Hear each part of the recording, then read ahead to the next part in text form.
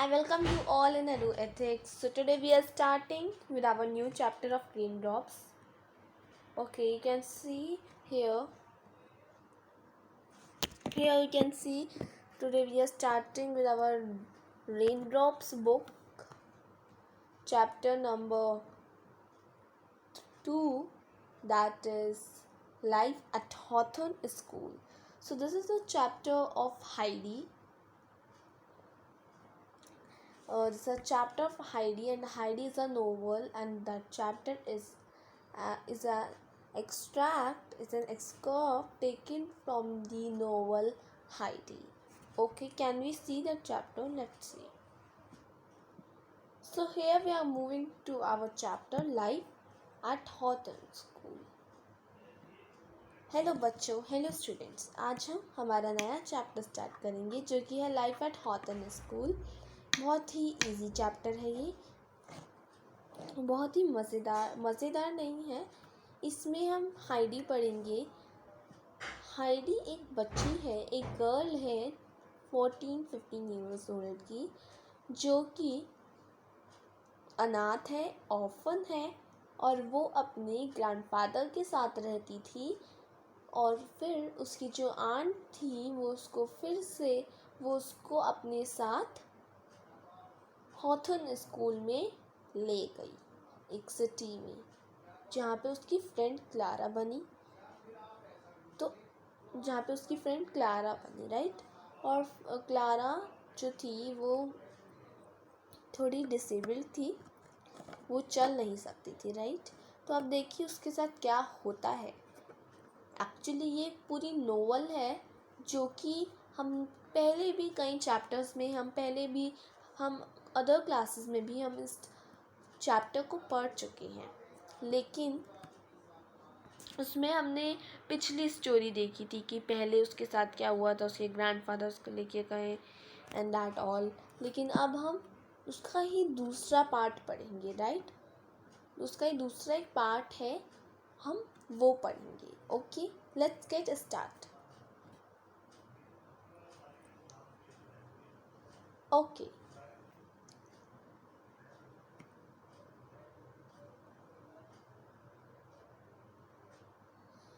the sun shining through the window awakened Heidi. A busy day followed, filled with both pleasant and unpleasant happening. Heidi met the French teacher, Mademoiselle Raymond, who was very tall and thin and nearsighted. She wore a high collar, a high knot of hair on the top of her head, and there was a row of buttons that paraded down her back like many small petals. Okay, so what happened here? So Heidi was a new girl in the school. She is not so old, right? वो ज़्यादा पुरानी नहीं थी, वो new थी अपने school में। तो चलिए अब देखते हैं क्या होता है। तो सनशाइन होता है थ्रू दी विंडोज़, और फिर हाइडी उठती है और एक बिजी डे के साथ वो एक बिजी डे फॉलो करते हुए उठती है, और प्लीजेंट और अनप्लीजेंट उसके साथ हो रहा होता है। तो आज सुबह वो मिली होती है अपनी फ्रेंच टीचर जो थी Mademoiselle Raymond. What do you mean by Mademoiselle? In French, a title to refer to an unmarried woman, pronounced Mademoiselle. Mademoiselle.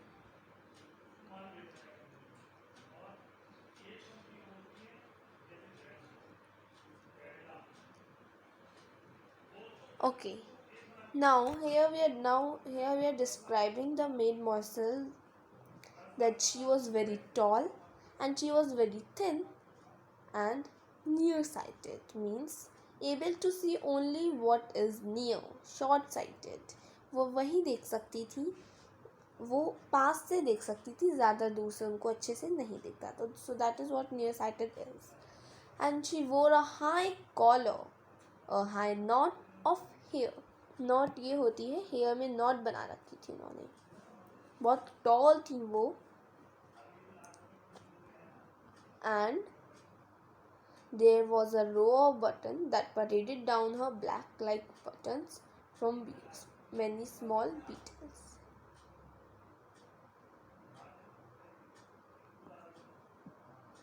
Now, she stooped down to look at Heidi and murmured, "I'm very strict, especially about dictation.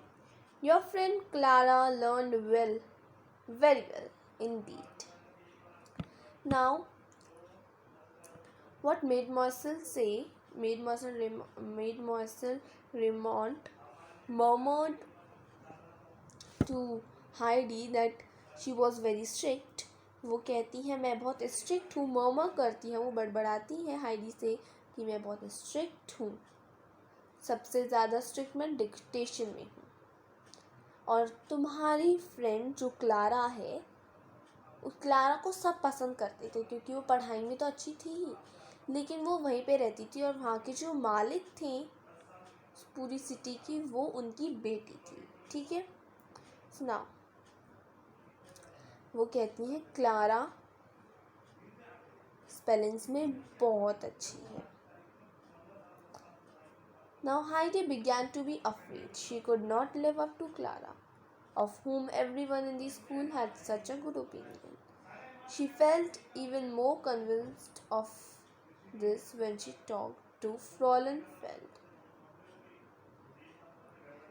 Now Heidi को ये पता था, Heidi बहुत डर गई थी तो, लेकिन उसको पता था कि जो क्लारा है वो उसकी जैसी नहीं बन सकती थी, क्योंकि क्लारा बहुत होशियार लड़की है, बहुत ज़्यादा होशियार है वो, और सबके मन में उसके लिए कोई अच्छी ही ओपिनियन है.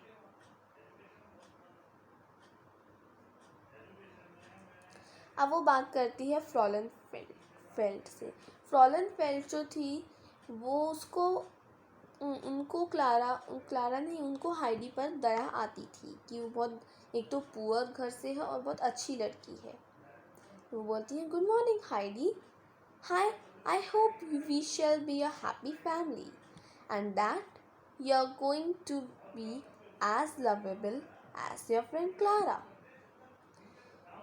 She said this to make Heidi understand the importance of good behavior, but privately Fräulein felt a very real sympathy for this simple 14-year-old country girl. With her two long braids and plain cotton dress. अब जो फ्रॉलन failed थी वो जब मिलती हैं तो वो कहती हैं कि मुझे यकीन है कि तुम यहाँ पे एक हैप्पी फैमिली की तरह हो, जैसे तुम्हारी फ्रेंड क्लारा है, बहुत ज़्यादा लोगों के साथ मिलजुल के रहती है, वैसे ही तुम होगी. तो फ्रॉलन फेल्ड इसलिए कह रही थी ताकि वो उसको हाइडी को एक गुड बिहेवियर की इम्पोर्टेंस सिखा सके. लेकिन फिर भी फ्रॉलन फेल्ड को हाइडी पर दया आती थी कि उसके ऊपर बहुत लिटिल सिंपैथी है, और कितनी सिंपल सी गर्ल है, 14 ईयर ओल्ड गर्ल है, वो कंट्री गर्ल है, सिर्फ 2 चोटी और बहुत सीधी सी है, 2 चोटी बना के आती है, प्लेन कॉटन ड्रेस, बहुत सिंपल सी है, प्लेन कॉटन ड्रेस पहनती है. How would her classmates receive her? All of them were girls of families that were more or less well-to-do. तो वो चाहती थी कि जो हाइडी है वो थोड़ा मिलजुल के रहे और थोड़ी सी खुल के बातें करे सबसे. बहुत सिंपल सी है, बहुत अच्छी काइंड गर्ल है और बहुत सिंपल है, राइट. वो सोचती हैं कि कैसे कि जो गर्ल्स हैं इसकी क्लास में ये इस तक कैसे पहुंच पाएंगी, इसकी दोस्त कैसे बन पाएंगी, क्योंकि वो सारी जो लड़कियां हैं वो सब एक काफ़ी बड़ी फैमिली, काफ़ी अच्छी फैमिली से बिलोंग करती हैं और ये बहुत सिंपल गर्ल है. तो सब और ये हाइडी और ये सब गर्ल्स जो हैं इनकी बॉन्डिंग कैसे होगी वो ये सब सोचती थी. Now, that first morning, Heidi made 52 errors in the dictation, about which Mademoiselle Raymond was very strict. She did not understand one of Roland's order in the gym class, and she made a spot on the tablecloth at lunch. Mademoiselle Larbe, the headmistress, gave her a very severe look. "We are not living in a village," she said. "You must learn it properly." Okay, now what happened? जो Heidi थी, आज सुबह Heidi ने dictation में 52 errors करी थी. 52 dictation में गलतियाँ करी थी.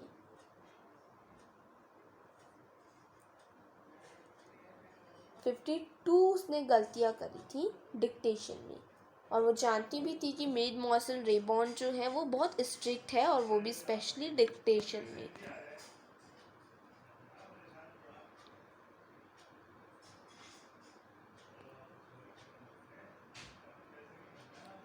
अब आज सुबह क्या और फिर उसके बाद देखिए क्या होता है हाइडी के साथ. जब आज हाइडी जिम क्लास में बैठती है तो फिर जब वो लंच कर रही होती है तो फिर उससे गलती से एक स्पॉट गिर जाता है खाने का टेबल क्लॉथ में लंच के टाइम में. तो फिर मेडमॉसल लार्बे जो हेड मिस्ट्रेस थी वो उसको एक सीवर लुक देती है, एक ख़तरनाक सी लुक देती हैं उसे और उससे बोलती हैं कि हम विलेज में नहीं रहते हैं.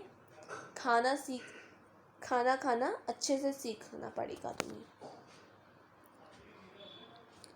You must learn to eat properly. तो बहुत गंदी तरह से बहुत रूडली उसे बोलती हैं और सीवर लुक देती है. अब हाइडी बोलती है, "excuse me mademoiselle," said Heidi.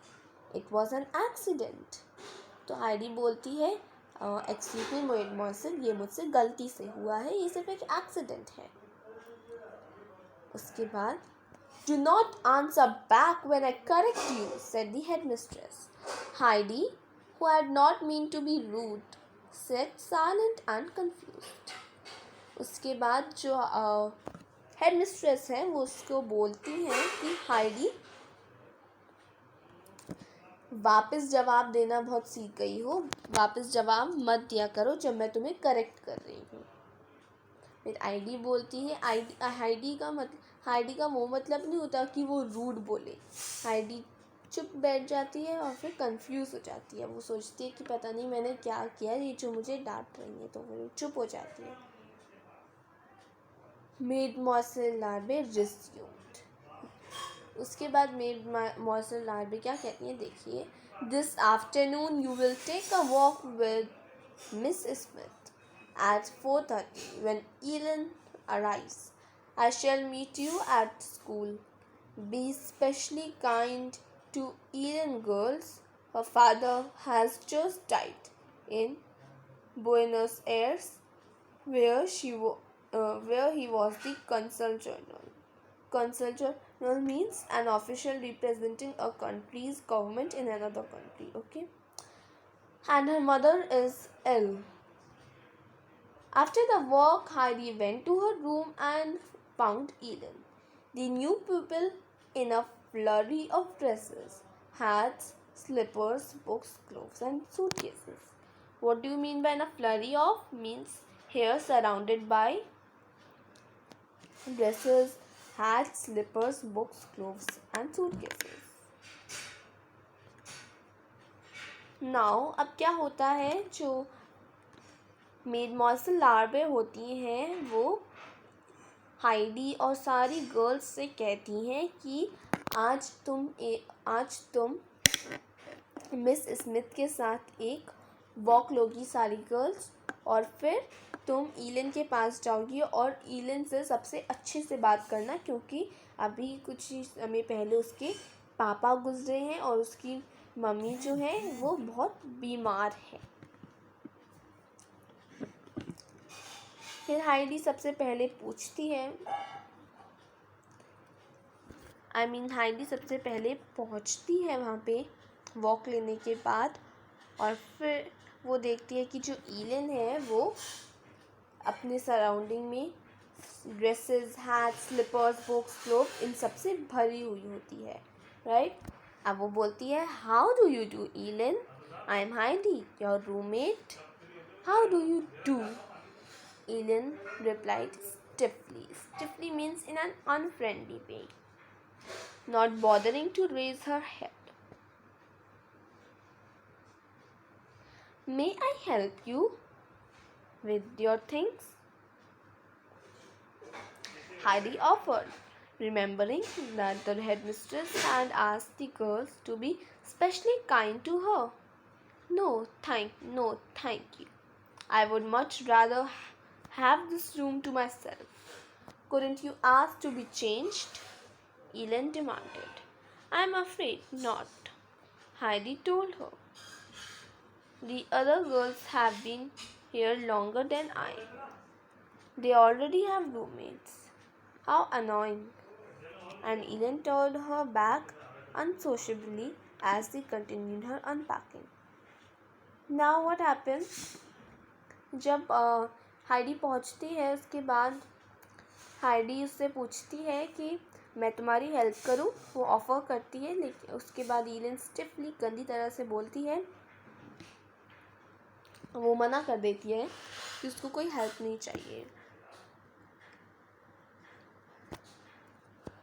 उसके बाद वो कहती है ईलन को कि मैं तुम्हारी रूममेट हूँ। उसके बाद ईलन कहती है कि तुम मेरी रूममेट हो। उसको बहुत अजीब सा लगता है, उसको अच्छा नहीं लगता ईलन के हाइडी के साथ रहने में।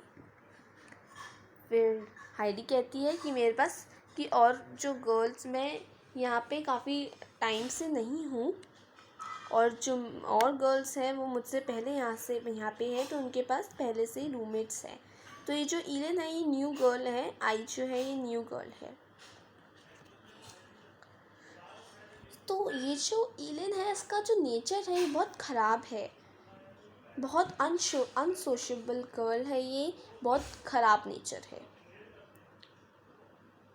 On the balcony, Heidi found Jamie, Liz, Annie, and Eva. Ellen is here, she announced. Yes, what is she like? Asked Liz. Tall, thin, and very black hair. And green eyes, said Heidi. Is she nice? Asked Jamie. Go in and see for yourself and then tell me what you think of her, Heidi responded. The four girls disappeared through the long doors leading into the room. Hello, Ellen, they said. Now what happened? जो सारी girls हैं वो balcony तक पहुंच जाती है और फिर उसके बाद हाइडी सबको कहती है कि यहाँ पे आ जाओ, यहाँ पे ईलन है। उसके बाद सारी गर्ल्स पूछती हैं वो कैसी है दिखने में, क्या वो सुंदर है, क्या वो दिखने में अच्छी है, क्या उसकी आईज ग्रीन है, ब्लैक हेयर्स हैं, तो ये सब वो पूछती हैं गर्ल्स। उसके बाद हाइडी कहती है कि उसको देखना है तो यहाँ पे आके देख लो, फिर मुझे बताना। उसके बाद सारी गर्ल्स जब अंदर आ जाती है तो वो कहती हैं, हेलो ईलन। फिर वो कहती है, oh hello, why I am in the same room with that little pleasant girl. The new girl stomped. What do you mean the stomped? Hair spoke angrily. तो वो कहती है कि मैं इस रूम में, और वो भी इस पीजेंट मतलब फार्मर टाइप सिंपल गर्ल के साथ, मैं और भी इधर इस रूम में। तो फिर वो एंग्रीली बोलती है, right. But that's Heidi, protested Lise. Who is Heidi? Demanded Eileen. Clara's friend, spoke up Eva, the granddaughter of Uncle Arm up in the mountains, added Annie. She plays the violin beautifully, said Jamie. तो ये सब girls जो थी ये Heidi की अच्छी दोस्त थी. उसके बाद ये पूछती है कि हाँ, फिर लाइस जो है वो बोलती है कि ये हाइडी है. फिर ईडन पूछती है हाइडी कौन है. उसके बाद ईवा बोलती है क्लारा की फ्रेंड और अंकल आर्म की ग्रैंड डॉटर जो कि माउंटेन्स में रहते हैं, एडेड अने. और फिर जैमी कहती है कि ये वायलिन बहुत ब्यूटीफुली बजाती है. Then she is an artist, a peasant and an artist, how dreadful. उसके बाद जो ईलिन होती है वो कहती है कि ये एक आर्टिस्ट है, एक पीजेंट और वो भी एक artist, how dreadful. Why couldn't I have a room with you, asked Eileen. Towards Anne, impossible. Since I came 3 days ago, I have been afflicted with the companionship of lice here. We argued all the day.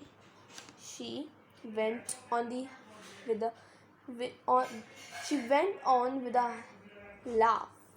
Okay, now अने ईलिन कहती है अने को कि काश मुझे तुम्हारे साथ रूम मिलता. फिर आने कहती है इम्पॉसिबल, कभी नहीं, क्योंकि मेरी बेस्ट फ्रेंड लाइस है और लाइस के साथ मैं बहुत मज़े करती हूँ और हम दोनों लड़ते रहते हैं और फिर खूब हंसते हैं. But I wouldn't leave her for the world. आने ने बोला मैं ऐसे कभी नहीं छोड़ सकती हूँ. What a pity. And you, asked Eileen, turning to Eva. Eileen कहती है और तुम मेरे साथ रहना चाहती हो ईवा. फिर ईवा कहती है me, I am very happy rooming with Jamie. I am big and she is little, so we balance each other perfectly.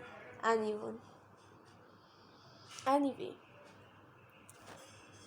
okay, now what happened? Eileen कहती है ईवा को कि क्या तुम मेरे साथ रहना चाहती हो.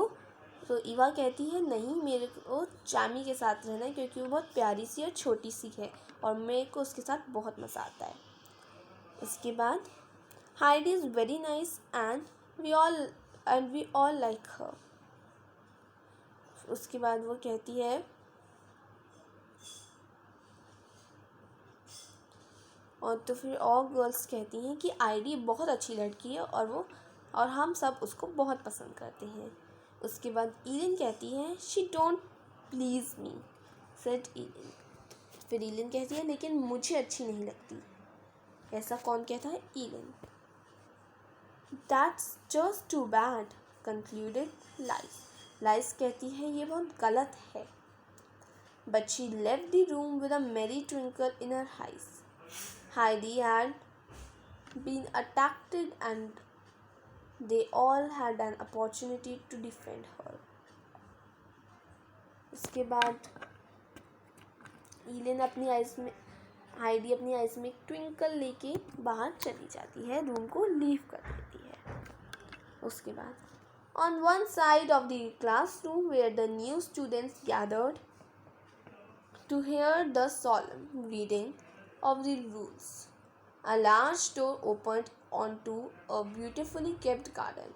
While they were waiting for Mademoiselle Larve to come, Heidi slipped out to look at the little clusters of plumoses in the short grass, the fat birds on the horse chestnut trees which were just beginning to open and show bits of wrinkled leaves and a little woolly cloud floating overhead, which seemed to have drifted over the mountains. It looked like Schneehopli, the little white orphan coat that had been Heidi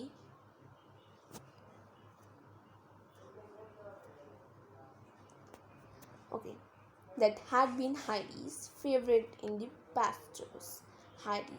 Here he comes, warned one of the girls. Now what happened?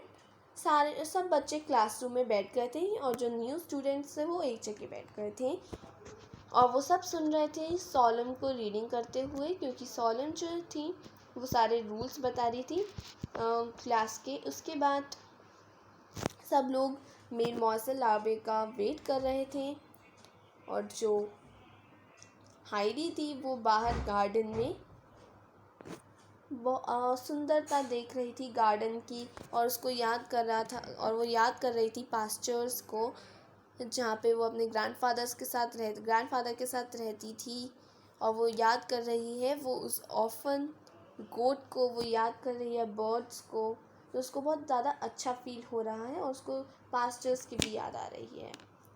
उसके बाद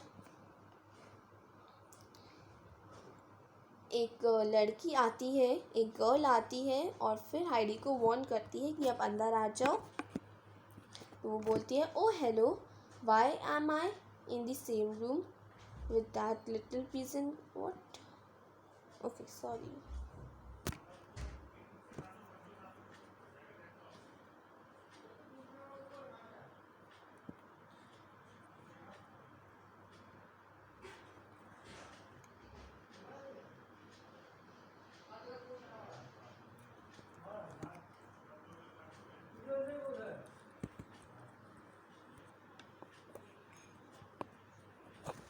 Okay children, so I think it's a little bit mixed up. Let me see.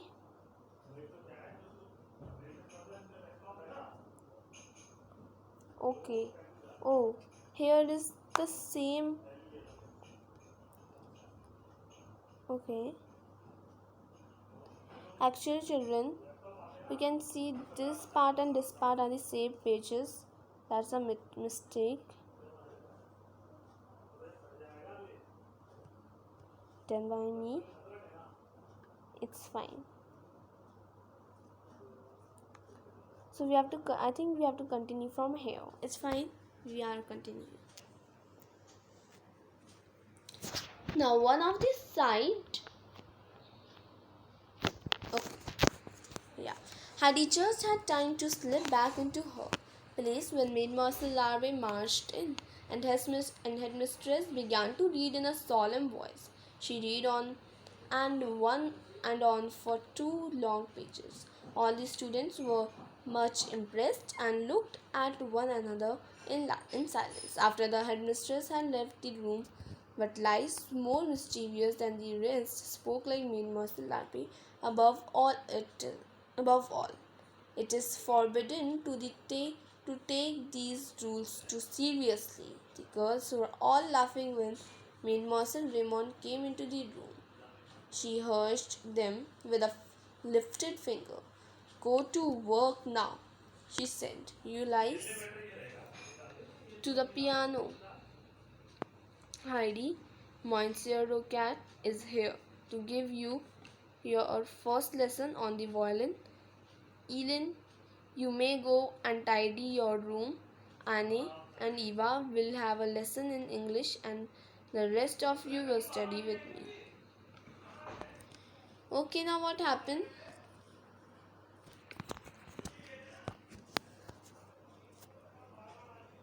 जब सारी girls wait कर रही होती है head mistress के लिए, फिर देखिए क्या होता है। उसके बाद जो मेडमॉसल लार्वे होती है वो चली जाती हैं, वो रूम को लिफ्ट कर देती हैं। उसके बाद क्या होता है, सब बच्चे साइलेंस में बैठे हुए होते हैं और फिर जब मैम चली जाती है तो फिर सबसे मिस्टीरियस जो गर्ल थी लाइस, वो एक ऊंची आवाज़ में मेडमॉसल रेमोंड की या मेडमॉसल लार्वे की आवाज़ निकाल के बोलती हैं, forbidden to take this rules too seriously. तो फिर सारी गर्ल्स बहुत तेज़ हंसती हैं। फिर कुछ देर बाद मेडमॉसल रेमोंड भी आ जाती हैं और फिर वो अपनी उंगली उठा के कहती हैं कि जो लाइस है वो वर्क करेगी और जो हाइडी है वो पियानो बजाएगी। मॉन्सेरेट कैट जो होगी वो लेसन पढ़ेगी, लेसन करेगी वायलिन में। और ईलिन जो है वो अपना रूम को साफ करेगी। और अन्य और रीवा उसके बाद जो ईलिन है वो अपना कमरा साफ करेगी। और अने और ईवा लेसन पढ़ेंगी इंग्लिश का। और सब गर्ल्स जो होंगी वो मेरे साथ स्टडी करेंगी। So that is what the story is about. Thank you for watching this video. I hope you have understood the chapter of today, Life at Hawthorne School. And next video we are going to continue with the question and answers, pronunciation, hard words, and everything of this chapter. So thank you so much for watching this video, and please like and subscribe. Thank you.